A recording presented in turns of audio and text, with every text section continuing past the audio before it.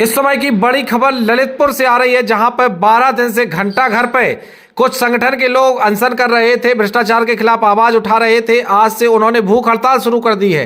साथ ही आज कई संगठन के लोगों ने अपना मुंडन भी कराया है। एक बड़ी खबर ललितपुर से आ रही है, जहां पे घंटा घर पे 12 दिन से अनशन चल रहा था। आज 13वें दिन लोगों ने अपना मुंडन करा लिया है।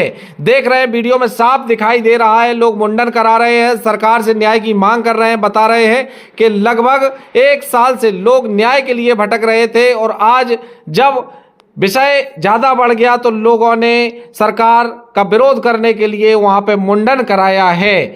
महोदय, आज मेरे भूमि संरक्षण विभाग में अनशन का 12वां दिन है, क्योंकि 12 दिन से हम लोग यहाँ घंटा घर पे भूमि संरक्षण विभाग में व्यापक भ्रष्टाचार के खिलाफ बैठे हुए थे। जिला प्रशासन को समय समय पर अवगत कराते रहे, संज्ञान में उनके रोज रिपोर्टें भेजते हैं, लेकिन जिला प्रशासन द्वारा कोई कार्रवाई नहीं की गई है। भ्रष्टाचारी के खिलाफ नाम सुनने के लिए कोई अनशन स्तर पर आया। इसलिए आज मजबूर होकर जिला प्रशासन के उदासीन रवैये के विरोध में हमें अपना मुंडन कराना पड़ रहा है। आज से हम भूख हड़ताल पर शुरू हो गए। जब तक भ्रष्टाचारी के खिलाफ कार्रवाई नहीं की जाएगी तब तक हम भूख हड़ताल पर रहेंगे। पूर्व में भी इसके खिलाफ हम लोग पिछले वर्ष फरवरी में अनशन पर बैठे हुए थे। उसमें एक डीएम साहब ने जांच कमेटी बनाई थी, जिसमें ये अधिकारी पूर्णतः दोषी पाया गया था। उसके बावजूद भी इस पर कोई कार्रवाई न करना, उसके खिलाफ ये कहीं ना कहीं ये मौन सहमति समझ में आती है जिला प्रशासन की। ऐसे अधिकारियों का क्यों प्रशासन साथ दे रहा है, मैं ये नहीं समझ पा रहा। आपको ना सत्ता का साथ मिला, ना आपको विपक्ष का साथ मिला। क्यों? सत्ता का साथ तो इसलिए नहीं मिला क्योंकि बगल में 500 मीटर दूरी पर यहाँ पे हमारे माननीय सदर विधायक रामरतन जी कुशवाहा रहते हैं। अभी पूर्व में सरकार के 8 साल की नीतियों का व्याख्यान किया जा रहा था कल्याण सिंह ऑडिटोरियम में।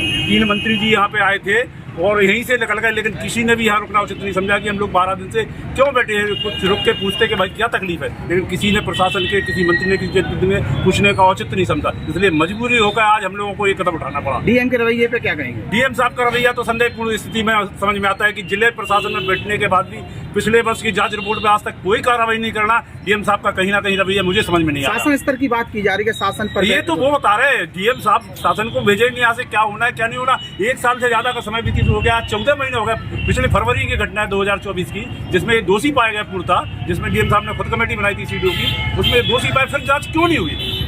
आप पर बार-बार मुकदमे दर्ज किए जा रहे हैं। सिर्फ इसलिए बार-बार मुकदमे दर्ज किए जा रहे हैं कि भ्रष्ट अधिकारियों कर्मचारियों के खिलाफ हम बराबर संघर्ष करते हैं। अभी पिछले महीने हम पे एक मुकदमा जिलापूर्ति अधिकारी कार्यालय द्वारा लिखा दिया गया। जिलाधिकारी महोदय ने खुद उसमें संज्ञान लेकर तुरंत बगैर जांच के रिपोर्ट दर्ज करा दी गई है। उसमें कोई जांच कमेटी नहीं बनाई, क्योंकि हम जनप्रतिनिधि, हमें पब्लिक के साथ आना जाना पड़ता है, कर्मचारियों से बात करना पड़ती है। कर्मचारी भ्रष्टाचार में लिप्त हो, वो चाहता है कि उसके भ्रष्टाचार की बात कहीं उठे ना। आप पिछले 12 दिनों से अनशन पे थे और आज आपकी भूख हड़ताल शुरू हो गई। अगला कदम क्या होगा?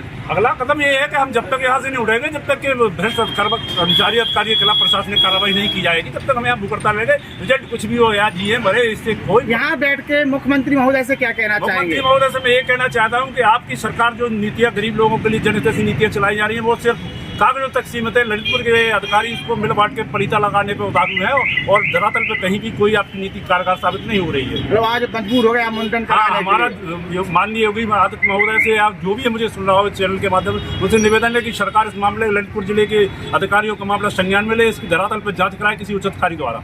तो कई प्रभारी मंत्री भी आ रहे हैं और भी मंत्री आ रहे हैं कि 2-2 दिन के अंतराल पे, उनसे आपने अपनी बात नहीं रखी है? सारे लोगों को संज्ञान, प्रभारी मंत्रियों को समय समय पर रोज व्हाट्सएप के माध्यम से उन्हें हम सूचनाएं भेज रहे हैं। हमारे पास पूरा रिकॉर्ड है मोबाइल में, वो रोज उस घटना को सीन कर रहे हैं, लेकिन क्यों उस पर एक्शन नहीं ले रहे, ये सब संदेश स्थिति है।